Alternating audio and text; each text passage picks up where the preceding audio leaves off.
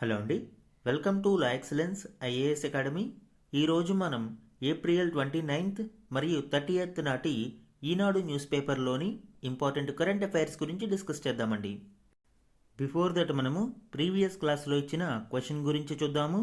క్రింది రాజ్యాంగ నిబంధనలలో ఏవి ప్రత్యుత్పత్తి హక్కులతో అత్యంత సన్నిహిత సంబంధం కలిగి ఉన్నాయి?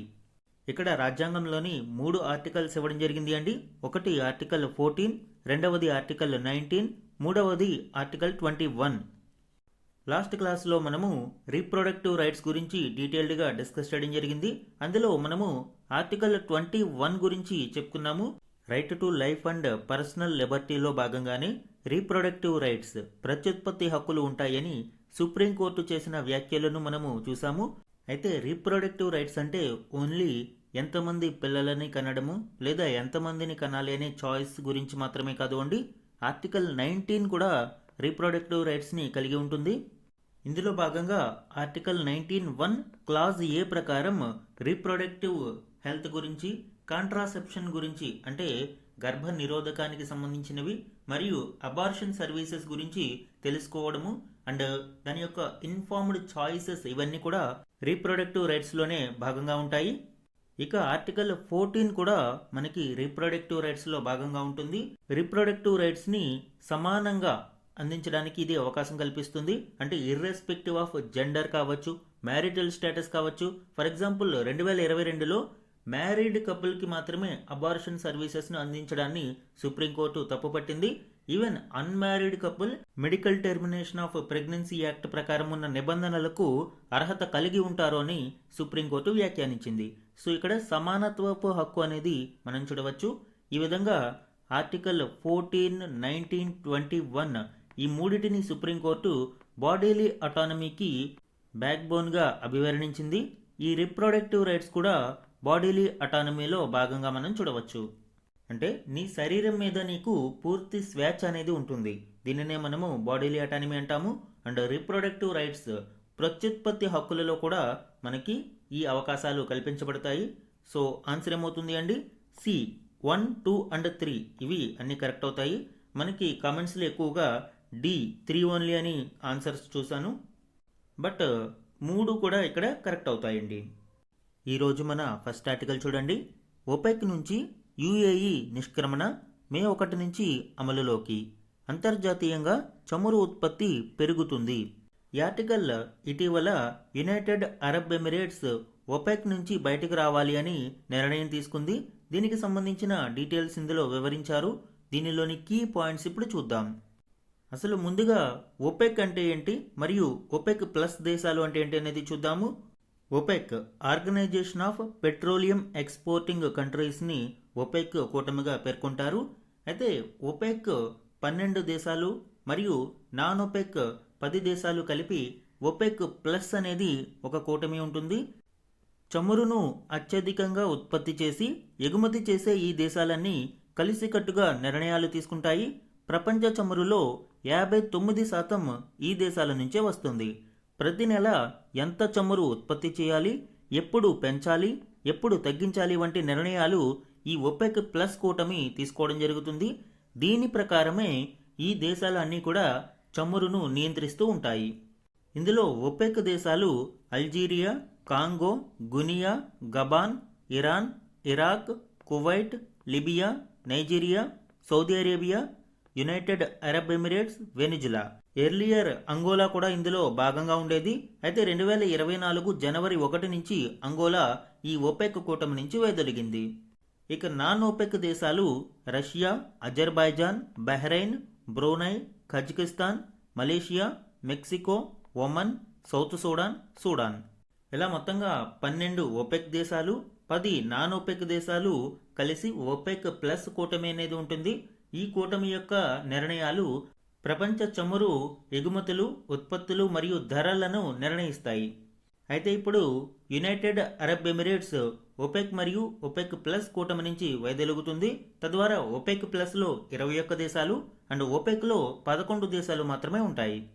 ఈ మార్చిలో ఒపెక్ దేశాల యొక్క ఉత్పత్తి ఏ విధంగా ఉంది అనేది చూస్తే సౌదీ అరేబియా 7.8 మిలియన్ బ్యారెళ్లు చమురును ఉత్పత్తి చేయగా ఇరాక్ 1.60 బ్యారెళ్లు మరియు Iran 3.27 million barrels, UAE 2.34, Kuwait 1.30, Nigeria 1.35, Libya 1.27, Algeria 0.98, Venezuela 0.95, Congo 0.24, గబాన్ 0.23, గునియా 0.05 million barrels రోజుకు ఇవి ఉత్పత్తి చేస్తూ ఉన్నాయి. ఈ ఒపెక్ కూటమికి సంబంధించి చూస్తే 1960లో మొదటిసారిగా ఈ ఒపెక్ కూటమి ఏర్పాటైంది. ఎర్లియర్ దీని యొక్క హెడ్ క్వార్టర్స్ జెనీవాలో ఉండగా 1965లో దీని యొక్క హెడ్ క్వార్టర్స్ ను ఆస్ట్రియాలోని వియన్నాకు మార్చడం జరిగింది. ఇక యుఏఈ 1967 నుంచి ఇందులో భాగంగా ఉంది. అబుదాబి ద్వారా 1967లో తొలిసారిగాను, ఆ తర్వాత యుఏఈ రూపంలో దేశంగా మారిన అనంతరం 1971 నుంచి కూడా ఒపెక్లో ఇది సభ్య దేశంగానే ఉంది. అయితే 1967 నుంచి ఉన్న ఈ మెంబర్షిప్ అంటే సుమారు 59 సంవత్సరాల ఈ సభ్యత్వం ఇప్పుడు యుఏఈ ఎండ్ చేసుకుంటుంది. యుఏఈ థర్డ్ లార్జెస్ట్ ప్రొడ్యూసర్గా ఉంది ఈ గ్రూప్లో, accounting for 12% of OPEC output. OPEC యొక్క మొత్తం ఉత్పత్తిలో 12% యుఏఈ నుంచి ఉంటుంది. ఇప్పుడు యుఏఈ ఒపెక్ నుంచి బయటకు వెళ్ళిపోవడం మేజర్ బ్లోగా చెప్పవచ్చు. అయితే యుఏఈ బయటకు వెళ్ళిపోవడానికి గల ప్రధాన కారణం ఏంటి? ప్రొడక్షన్ కోటాస్. ఇక్కడ ఒపెక్ కూటమి ఉత్పత్తిని నియంత్రిస్తూ ఉంటుంది కాబట్టి కొన్ని సందర్భాలలో ఉత్పత్తి సామర్థ్యం ఉన్నా కూడా అధికంగా ఉత్పత్తి చేయడానికి అవకాశం ఉండదు. సో యుఏఈ ఇప్పుడు ఈ ఒపెక్ క్యాప్స్తో ఫ్రస్ట్రేట్ అయ్యి ఒపెక్ నుంచి బయటకు రావడం జరిగింది. అలానే ఉత్పత్తిని మరింత పెంచడం కోసం సుమారు $150 బిలియన్ ఇన్వెస్ట్మెంట్ అనేది చేస్తుంది. టార్గెట్ ఎంత? 5 million barrel per day by 2027. అంటే ఆల్మోస్ట్ డబుల్, ప్రస్తుతం ఉన్న ఉత్పత్తి కంటే డబుల్ ప్రొడక్షన్ చేయడానికి యుఏఈ ఇప్పుడు సన్నాహాలు చేస్తుంది. ముఖ్యంగా తన యొక్క పెట్టుబడులను వీలైనంత త్వరితగతిన రాబట్టుకోవాలని యుఏఈ చూస్తుంది. ఎందుకంటే భవిష్యత్తులో ఎక్కువగా పెట్రోలియం ఉత్పత్తుల యొక్క డిమాండ్ తగ్గిపోయే అవకాశం ఉంది. దేశాలు అన్నీ కూడా రెన్యూవబుల్ ఎనర్జీ సోర్సెస్ వైపు ఆకర్షితులవుతున్నాయి. అలానే second reason rift with Saudi Arabia. Saudi Arabia ఈ ఒపెక్ కూటమి యొక్క లీడర్గా చెప్పవచ్చు, టాప్ ప్రొడ్యూసర్. అయితే యుఏఈ మరియు సౌదీ అరేబియా మధ్య ఉన్న అభిప్రాయ భేదాలు, అలానే ఇటీవల Saudi Arabia UAE backed forces మీద ఎయిర్ స్ట్రైక్స్ చేయడం, ఇవన్నీ కూడా ఒపెక్ కూటమి నుంచి యుఏఈ వైదొలగాలి అనే నిర్ణయానికి మరింత ఆజ్యం పోసాయి. అలానే రీజనల్ సెక్యూరిటీ. ఇరాన్ వార్ నేపథ్యంలో హార్ముజ్ జలసంధి మూతపడడంతో యుఏఈకి ఒక అవగాహన వచ్చింది. అమెరికా మీదో లేదా ఒపెక్ కూటమి మీదో ఆధారపడకుండా ఇండిపెండెంట్ స్ట్రాటజిక్ పార్ట్నర్షిప్స్ అవసరమని, సో అందుకే ఇప్పుడు ఒపెక్ నుంచి బయటకు రావడం జరిగింది. అయితే ఎక్స్పెక్టెడ్ మార్కెట్ ఇంపాక్ట్ ఏ విధంగా ఉంటుంది అండి? షార్ట్ టర్మ్ మినిమల్ ఇంపాక్ట్ మాత్రమే ఉంటుంది. అయితే మీడియం టు లాంగ్ టర్మ్ మనం చూసినప్పుడు డౌన్వార్డ్ ప్రెజర్ ఆన్ ప్రైసెస్. ఎందుకంటే ఇక్కడ యుఏఈ అధికంగా ఉత్పత్తి చేసి ఆయిల్ని ప్రొడ్యూస్ చేస్తుంది కాబట్టి డిమాండ్ అండ్ సప్లై బ్యాలెన్స్లో మనము ఎక్కువ సప్లై చూస్తాము కాబట్టి ప్రైసెస్ మీద డౌన్వార్డ్ ప్రెజర్ అనేది ఉంటుంది. ఇక ఇక్కడ బాగా లాభపడేది మనమే. ఎందుకంటే ఇండియాస్ గెయిన్ మనం చూసినప్పుడు యుఏఈ నుంచి అధికంగా మనము చమురును దిగుమతి చేసుకుంటూ ఉంటాము కాబట్టి లోయర్ ప్రైసెస్ వలన భారతదేశం దీని నుంచి లబ్ధి పొందుతుంది. సో ఇది ఒపెక్ మరియు ఒపెక్ ప్లస్ నుంచి యుఏఈ యొక్క ఎగ్జిట్కి సంబంధించిన కీలక డీటెయిల్స్. మన నెక్స్ట్ ఆర్టికల్ చూడండి. సైనిక వ్యయంలో భారత్కు 5వ స్థానం, పాకిస్తాన్ కంటే 9 రెట్లు అధికం. ఈ ఆర్టికల్ ఇటీవల Stockholm International Peace Research Institute SIPRI విడుదల చేసిన మిలిటరీ ఎక్స్పెండిచర్ 2025 రిపోర్టు ప్రకారం భారతదేశం 5వ స్థానంలో ఉండడం జరిగింది. దానికి సంబంధించిన గణాంకాలు ఇందులో మనం చూద్దాం. ప్రపంచంలో అత్యధిక మిలిటరీ ఎక్స్పెండిచర్ చేస్తున్న దేశాలలో భారత్ ఇప్పుడు 5వ స్థానంలో ఉంది. పాకిస్తాన్పై చేపట్టిన ఆపరేషన్ సింధూర్ మరియు చైనాతో సరిహద్దు ఉద్రిక్తతల నేపథ్యంలో భారత్ తన ఆయుధ సంపత్తిని భారీగా పెంచుకుంటుంది. ఈ నివేదికలోని టాప్ 5 కంట్రీస్ చూడండి. గ్లోబల్ ర్యాంకింగ్ 2025 ప్రకారం యునైటెడ్ స్టేట్స్ $954 బిలియన్ ఖర్చు చేస్తోంది. అయితే గత సంవత్సరంతో పోలిస్తే 7.5% తగ్గింది. చైనా $336 బిలియన్, 7.4% వృద్ధి అనేది చూడవచ్చు. రష్యా $190 బిలియన్ 5.9% వృద్ధి చూడవచ్చు. జర్మనీ $114 బిలియన్ అత్యధికంగా 24% వృద్ధిని ఇక్కడ మనం చూడవచ్చు. ఇండియా $92.1 బిలియన్ 8.9% వృద్ధిని చూడవచ్చు. Key drivers for India's spending. ఎందుకు ఇండియా ఇంత ఖర్చు చేస్తుంది అనేది చూస్తే రీజనల్ టెన్షన్స్. మనము పాకిస్తాన్తో మరియు చైనాతో బార్డర్ టెన్షన్స్ని కలిగి ఉన్నాము. అలానే ఆపరేషన్ సింధూర్ తర్వాత అర్జెంట్ ప్రొక్యూర్మెంట్స్ని భారత్ ప్రోత్సహించింది. అలానే మిలిటరీ మోడర్నైజేషన్ కోసం భారతదేశం ఖర్చు చేస్తూ ఉంది. అండ్ అన్నిటికంటే ముఖ్యంగా డొమెస్టిక్ ప్రొడక్షన్ మీద ఎక్కువ ఎక్స్పెండిచర్ అనేది స్పెండ్ చేస్తుంది. ఇందులో భాగంగానే ఇప్పుడు దాని యొక్క రిజల్ట్స్ కూడా మనం చూస్తున్నాం. 2025-26లో రికార్డ్ హై డిఫెన్స్ ఎక్స్పోర్ట్స్ 38,424 కోట్ల ఎక్స్పోర్ట్స్ ఎగుమతులు అనేవి మన దేశం నుంచి జరిగాయి. ఇక పాకిస్తాన్ కూడా తన సైనిక వ్యయాన్ని 11% పెంచి $11.9 బిలియన్ చేర్చింది. తద్వారా 40 దేశాల జాబితాలో పాకిస్తాన్ 31వ స్థానంలో నిలిచింది. పాక్తో పోలిస్తే భారత సైనిక వ్యయం దాదాపు 9 రెట్లు అధికంగా ఉంది. ఇక ఐరోపా దేశాలు కూడా ఈ రష్యా ఉక్రెయిన్ వారి కారణంగా భారీగా ఆయుధాలను సమకూర్చుకుంటున్నాయి. ఉక్రెయిన్ ఏకంగా తన జీడిపిలో 40% కేవలం రక్షణ రంగం కోసమే ఖర్చు చేస్తుంది. ఇక ఇంపోర్ట్స్ విషయంలో చూస్తే భారత్ ఇప్పటికీ ప్రపంచంలో 2వ అతిపెద్ద దిగుమతిదారుగా కొనసాగుతుంది. ప్రపంచ దిగుమతులలో ఇది 8.2%గా ఉంది. అలానే ఆయుధాల కోసం ఒకే దేశం మీద ఆధారపడకుండా భారత్ వ్యూహాత్మకంగా వ్యవహరిస్తుంది. రష్యా నుంచి దిగుమతులు తగ్గిస్తూ ఫ్రాన్స్, ఇజ్రాయెల్, అమెరికా దేశాల వైపు కూడా మొగ్గు చూపుతుంది.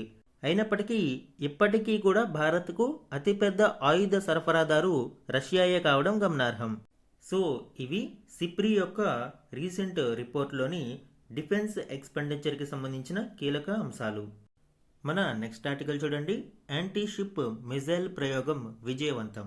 ఈ ఆర్టికల్ ఇటీవల డిఆర్డిఓ సక్సెస్ఫుల్గా కండక్ట్ చేసిన naval anti ship missile short range NASM-SR అని పిలుస్తాం దీనిని. సో ఈ ప్రయోగం విజయవంతమైంది. దీనికి సంబంధించిన డీటెయిల్స్ ఇప్పుడు చూద్దాం.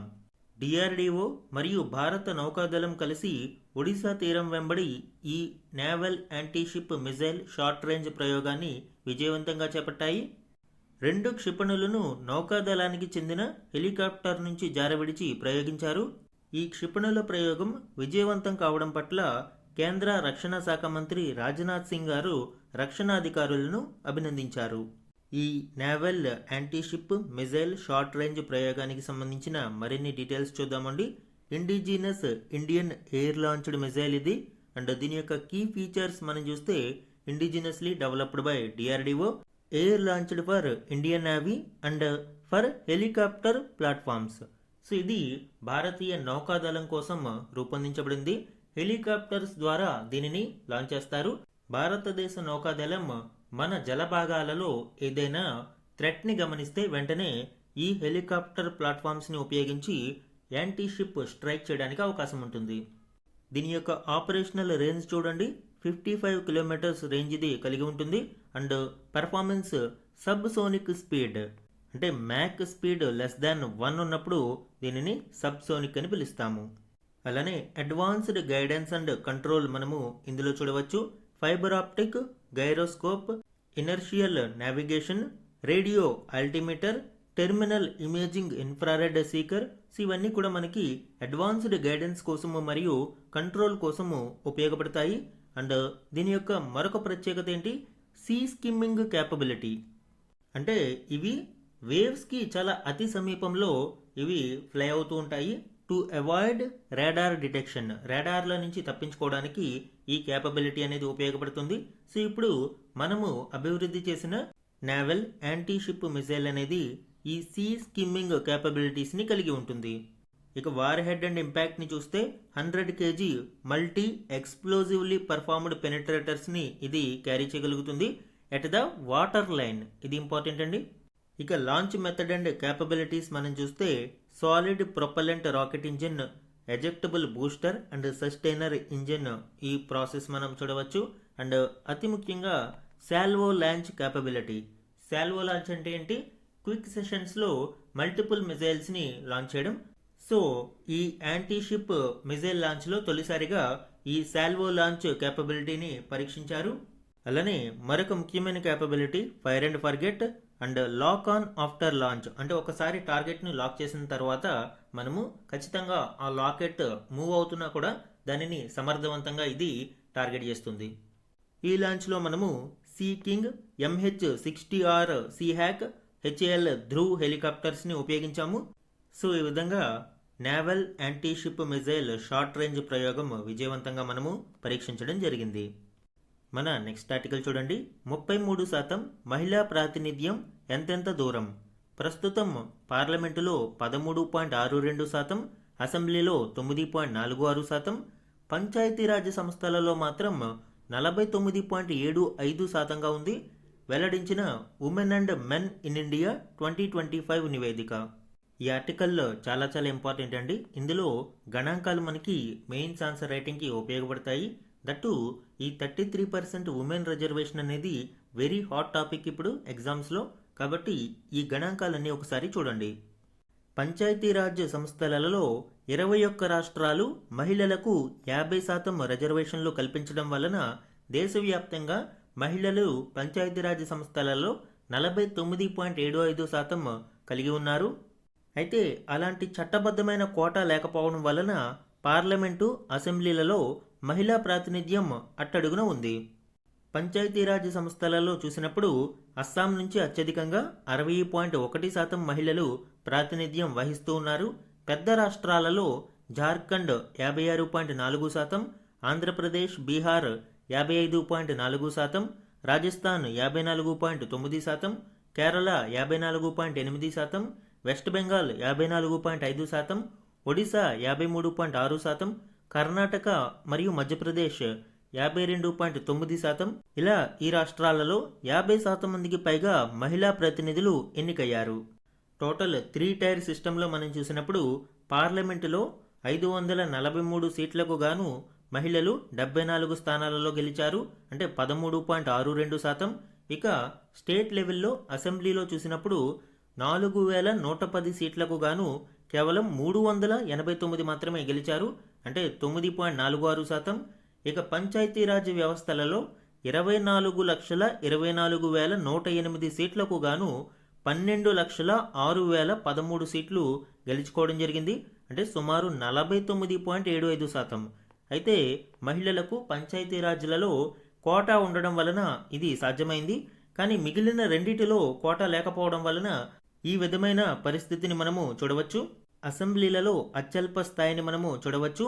అసెంబ్లీ ఎన్నికలలో మహిళా ఓటింగ్ 65.78% ఉన్నప్పటికీ వారి ప్రాతినిధ్యం మాత్రం 9.46%కే పరిమితమైంది. ఇక స్వాతంత్ర్యం వచ్చినప్పటి నుంచి పార్లమెంటులో అంటే లోక్సభకు పోటీ చేసి ఎన్నికైన స్త్రీ పురుషుల యొక్క గణాంకాలు మనం ఇక్కడ చూస్తే మహిళల యొక్క గణాంకాలని మనం చూసినప్పుడు అత్యల్పంగా 1977 ఎన్నికలలో 542 స్థానాలకు ఇక్కడ ఎన్నికలు జరగగా కేవలం మహిళలు 19 మంది మాత్రమే ఎన్నికయ్యారు. ఇక అత్యధికంగా ఎన్నికైన సంవత్సరం మనం చూసినప్పుడు 2019లో 78 మంది ఎంపీలు, మహిళా ఎంపీలు ఎన్నికై అత్యధిక స్థానాలు 2019లో ఇక్కడ చూడవచ్చు. ఒకసారి ఈ టేబుల్ రెఫర్ చేయండి. 33% ఉమెన్ రిజర్వేషన్కి సంబంధించి ఈ గణాంకాలన్నీ కూడా మనకి ఇంపార్టెంట్ అండి. మన నెక్స్ట్ ఆర్టికల్ చూడండి. ఆంధ్రప్రదేశ్లో కీలక ఖనిజాల ప్రాసెసింగ్ పార్క్ మరో 3 రాష్ట్రాలలోనూ.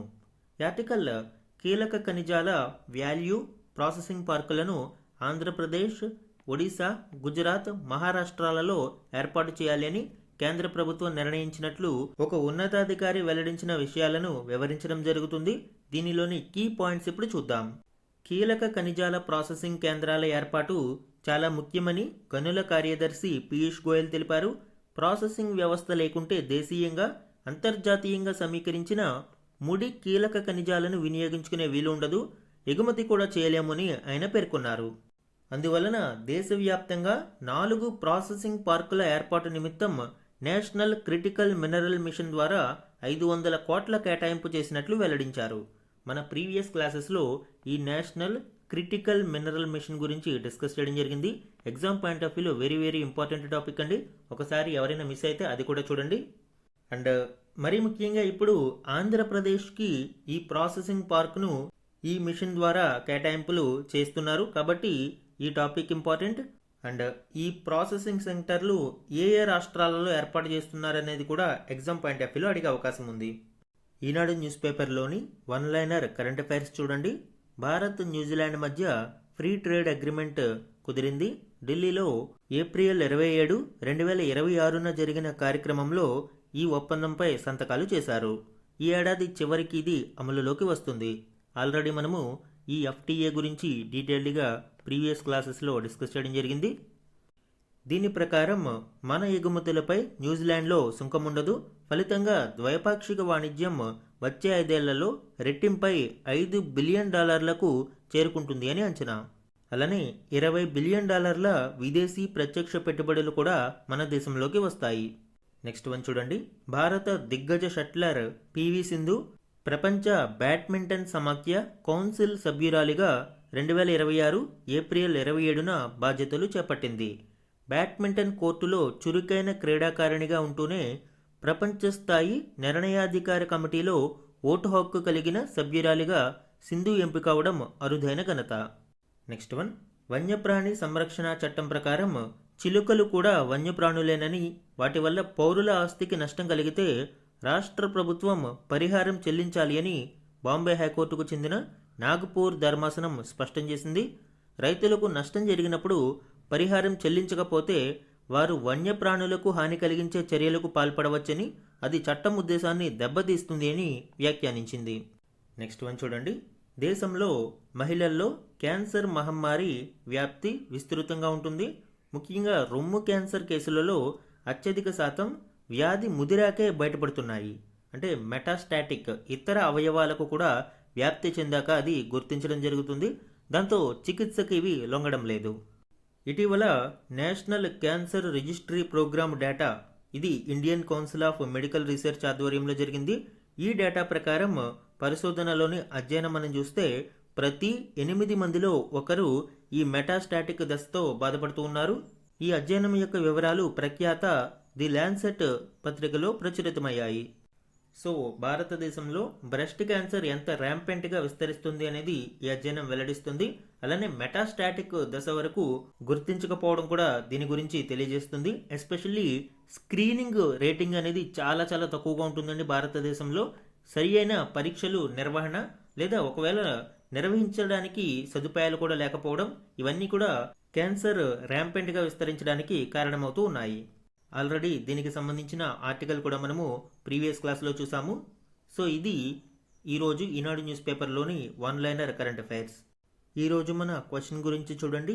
క్రింది దేశాలలో ఏది పెట్రోలియం ఎగుమతి దేశాల సంస్థ organisation of the petroleum exporting countries ఓపెక్లో సభ్యత్వం కలిగి లేదు? ఈరోజు క్లాస్లో మనము ఓపెక్ గురించి డిస్కస్ చేయడం జరిగింది. అలానే యుఏఈ ఓపెక్ నుంచి నిష్క్రమించింది అని కూడా చెప్పుకున్నాము. ఈ కంటెక్స్ట్లో ఇక్కడ మనము 4 ఆప్షన్స్ ఇవ్వడం జరిగింది. కరెక్ట్ ఆప్షన్ని ఐడెంటిఫై చేసి ఆన్సర్ని కమెంట్ సెక్షన్లో కమెంట్ చేయండి. ఇది ఈరోజు Eenadu news పేపర్లోని important current affairs మీద daily analysis. Thank you for watching.